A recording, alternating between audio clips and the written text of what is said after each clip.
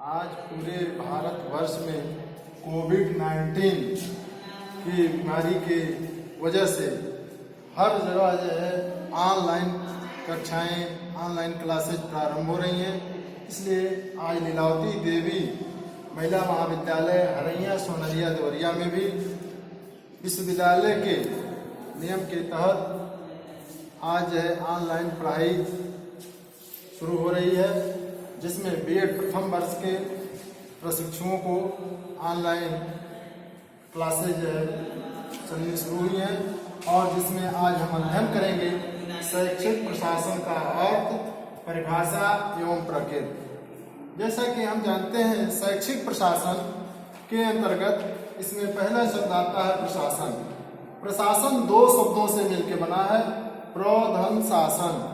बराबर प्रशासन। इसमें प्र का अर्थ जो है प्र है उपसर्ग और शासन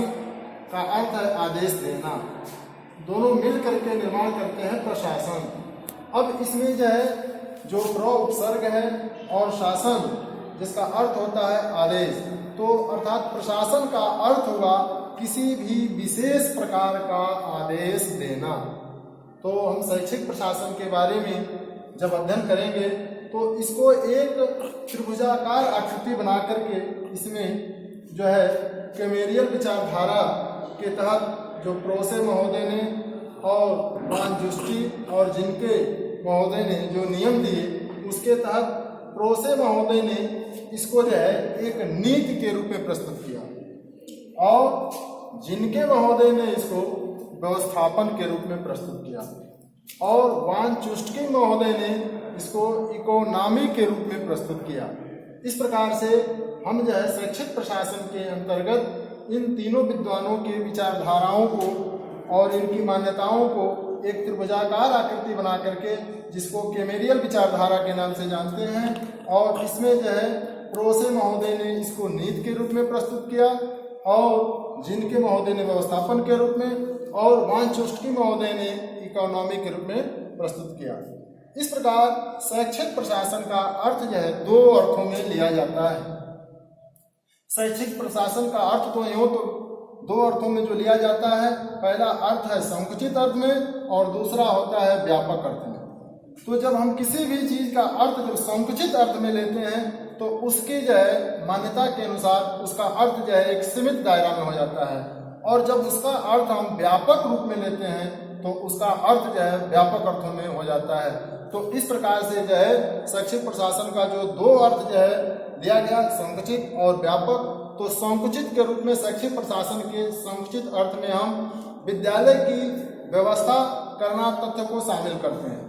और जो व्यापक अर्थ है, व्यापक अर्थ के अंतर्गत विद्यालय के कार्यों का नियोजन, संगठन, नियंत्रण तथा निर्देशन इसमें शामिल होता है। इस प्रकार से जो है शैक्षिक प्रशासन के जो दो अर्थ हुए संकुचित और व्यापक, इसका हम जो है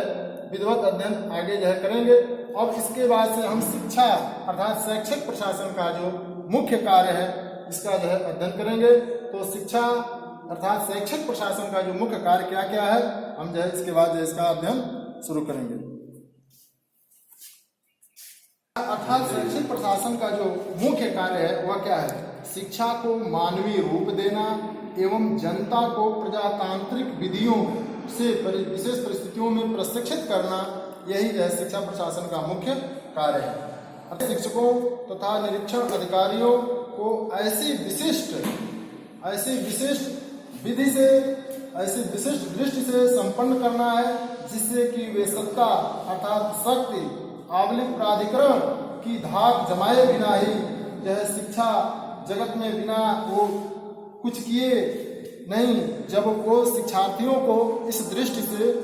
शिक्षार्थियों को इसमें जब सम्मिलित किया जाता है तो उसको वह शिक्षार्थियों को प्रेरित कर सके, यही जो है शैक्षिक प्रशासन का मुख्य कार्य है। प्रशासन की परिभाषा के अंतर्गत हम जो है विभिन्न विद्वानों ने शैक्षिक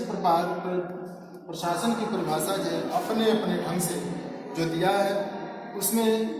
शिक्षा अनुसंधान विश्वकोश के अनुसार उन्होंने शैक्षिक प्रशासन की परिभाषा किस प्रकार दी है इसके बारे में हम अध्ययन करेंगे। तो शिक्षा अनुसंधान विश्व कोश के अनुसार शिक्षा प्रशासन एक ऐसी प्रक्रिया है जिसके द्वारा संबंधित व्यक्तियों के प्रयासों का समन्वय तथा उचित सामग्री का उपयोग इस प्रकार किया जाता है जिससे मानवीय गुणों का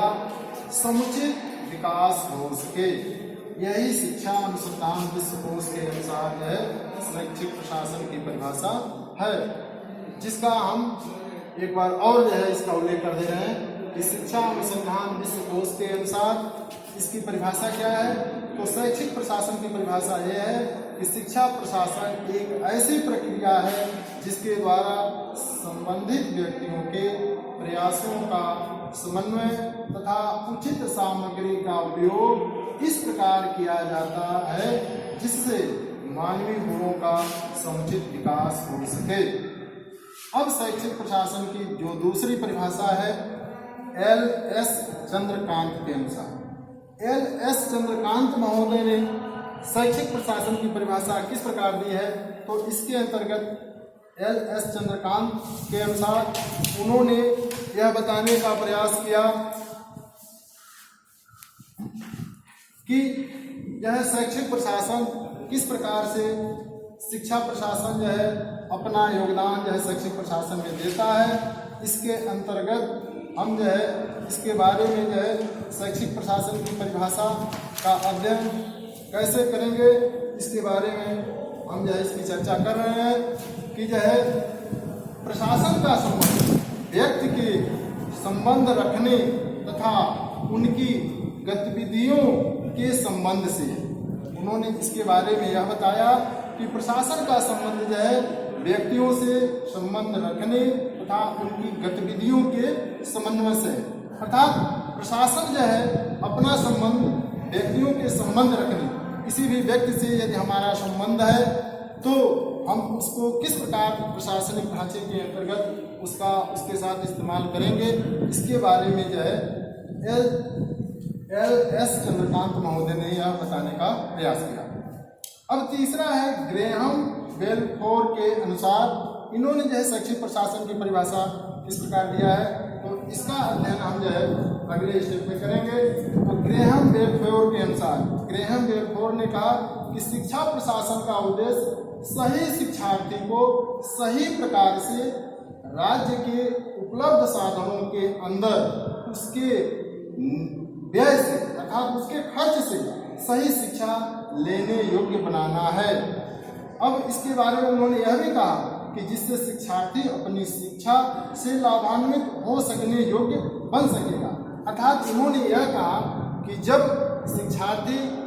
अपने पास से जब अर्थ व्यय करेगा, धन खर्च करेगा, तो वह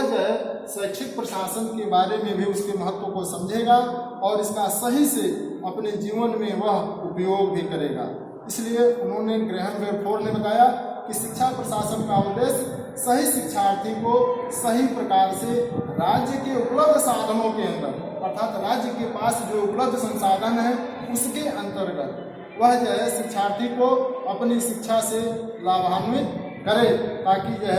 उसके अंतर्गत शैक्षिक प्रशासन के गुण उसके अंदर विकसित हो सके। चौथा है फॉक्स, विस तथा रफनर महोदय ने शैक्षिक प्रशासन की परिभाषा किस प्रकार दी है, इसके बारे में हम आगे अध्ययन करेंगे। तो इसमें तीन विद्वानों ने, फॉक्स, विस तथा रफनर, इन तीनों ने शिक्षा प्रशासन अर्थात शैक्षिक प्रशासन की परिभाषा किस प्रकार दी है, इसके बारे में हम अध्ययन करेंगे कि फॉक्स, विस तथा रफनर महोदय ने क्या कहा कि शिक्षा प्रशासन एक सेवा कार्य है। अर्थात उन लोगों ने यह कहा कि शैक्षिक प्रशासन एक प्रकार से सेवा का कार्य है कि कोई भी व्यक्ति जब सेवा की भावना से कार्य करता है तो उसका महत्व बढ़ जाता है, और जब सेवा की भावना से कार्य किया जाता है तो उसमें अपना स्वार्थ बिल्कुल नहीं होता है, वह निस्वार्थ भाव से कार्य करता है। अब जब कोई भी व्यक्ति निस्वार्थ भाव से कार्य करेगा तो जिसके द्वारा शैक्षिक प्रक्रिया के उद्देश्यों की प्राप्ति प्रभावशाली ढंग से होती है, ऐसा फॉक्स, विस तथा रफनर महोदय ने माना। और